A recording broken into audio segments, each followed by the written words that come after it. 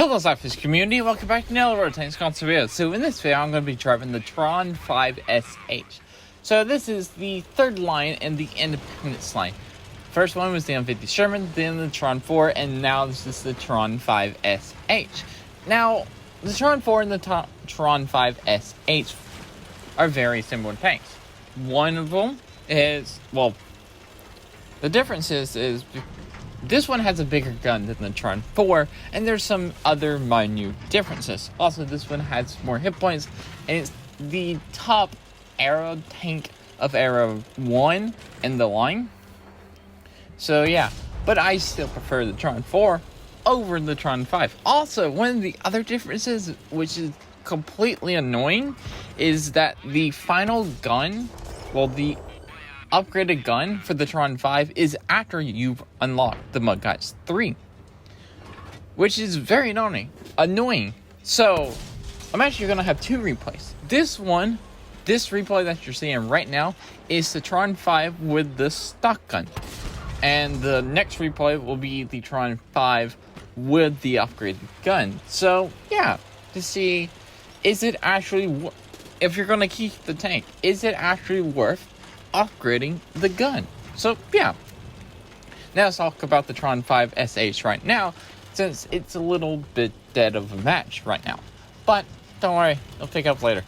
Anyway, so equipment is the advanced loader, gun stabilizers, advanced power drain, enhanced target info that I'm using. My commander skills is Born Leader, rapid loading, Sixth Sense, Deadeye, supply conservation, multiple shot, steadying, silent driving, and rapid aim. Now the turret rotation is very slow, so rapid aim is a must on a lot of these tanks in this tech tree, because just how slow this turret turns. It's so slow because it's 30 degrees a second when you're at the upgraded turret. Now that is very slow. Now let's talk about the gun. It's a 5.83 rounds per minute. That has a DPM 2,270, 2,273, and plus it does 390 damage per shot. Aim time is 2 seconds, so that's pretty good. Accuracy is 0.39. Pretty terrible for Cold War standards. The gun depression is 6 degrees, but luckily you do have some armor, and the 6 degrees, the gun depression is definitely workable. It's not good, but it's definitely workable. And like I said, the armor's pretty good. Top speed is 58.2, reverse speed is 22.5, which is a nice reverse speed. Horsepower per ton is 17.15. And yeah, what else? Also, you get 2,000 hit points for the upgrade turret. So right now, I'm just officially sniping, so I can actually just put some damage out. A lot of their team is up there in the BC line, which is fine. There's definitely tanks over here on my side, but I'm just going to be sniping because I have a decently good gun for this. Speaking of sniping, how good is this shell velocity? Which I gotta equip the other gun. So shell velocity on the standard rounds is 1,478, which is really good. But is it good for Cold War standards? It's okay. 1,455 meters per second, so on its premium round, which is heat, which is actually a very fast heat round. Now that tank that's off in the distance, it's sniping me very well, even though I can't manage to land a single shot on it. The high explosive shell velocity is 731, so it's slow shell velocity. But the penetration on your on your high explosive, it's 210, and that's definitely why I'm keeping like 8 high explosive. And when you fight like leopards, those high explosives are very nice to load, because I mean the Type 773, very nice to load against Type 773s or any kind of light tanks or charioteer, and you start doing 480 damage, 500. Now that M60, somehow I actually managed to hit that shot. Out of all the shots I aim and fire at this tank, the one that is on the move finally hits it. I don't know. Just World of Tanks for you. And guess what? It's a miss. Because, yeah. And his shield's actually pretty slow. Just realized that. So, still sniping this M60. The enemy team... Oh yeah, I forgot to mention, this is an assault. So, we have to be attacking this way. So, the enemy force is attacking down B and C. And they are greatly pushing that flank. Which is fine. Fine. Leave your base open. Let us cap it. That is perfectly fine. Not how I would play an assault. But... gets the win? Oh well. But am I going to cap it? Nah, probably not. Because I don't usually cap bases. I don't like capping bases. So anyway. So. A good amount of force is still down there in the BC line. They have pushed even farther down. We have two tanks in front of me. The M4 and the M60. Or the T... No, it was the T95E2 that I've been sniping at. And finally get the kill on that T95E2. And guess what? It's now a 2v7, which is okay. Now, this is me and the other tank. I forget what it is. It's either a T-34 or WZ-111, but we're definitely going to be working together to put up a crossfire on the remaining tanks. Now, you know, it's funny. The M50 Sherman that I am currently sniping at, he sends me hate mail and he calls I'm a hacker. Goodbye. Well, I don't even know how that missed. Thought it was going to be the killing shot, but apparently it wasn't. Okay. And now the M50 Sherman's dead. Oh, apparently I only put one shot into him, then he called me a hacker for what reason? No idea. But okay. So, trying to use my gun diversion on this T95E3, definitely not really going to work, but I am definitely going to get up here in the face of the close enough to the T95E3. He knocked my ammo out, but I knocked his engine out. And now my WZ-111's finally got itself some competition over there. And it's just me versus T95E3. He's got more competition over there, which I really need to knock out this T95E3 pretty dang quickly. And goodbye T95E3, so I can start helping out my WZ friend before he goes down. Now this shot is going to be a really bad shot, just because as you can see, 6 degrees of gun diversion is workable, but it's not good. It's definitely hindered me on getting that shot. Now T-34 is going to rush me. I'm going to say hello to a T-34. He's going to try to get up and close and personal, and I'm going to put another shot into the T-34. I'm going to miss. T-34 misses his shot, and some random, I think it was a Centurion that missed his shot. Centurion actually pins me, and I put another shot into the T-34. I say good game.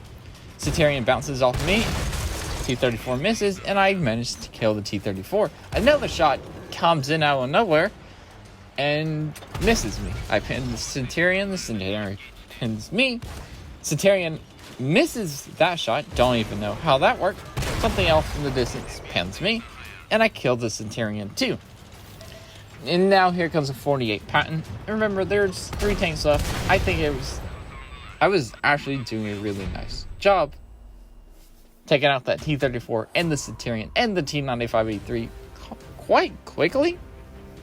But there was no chance I was going to win that, because I don't think I had enough ammunition, / I didn't have enough hit points, and there was only a minute left in that game. So that was definitely going to be a defeat for me and for my team if I was definitely the last person alive. But why not just get some more damage in there?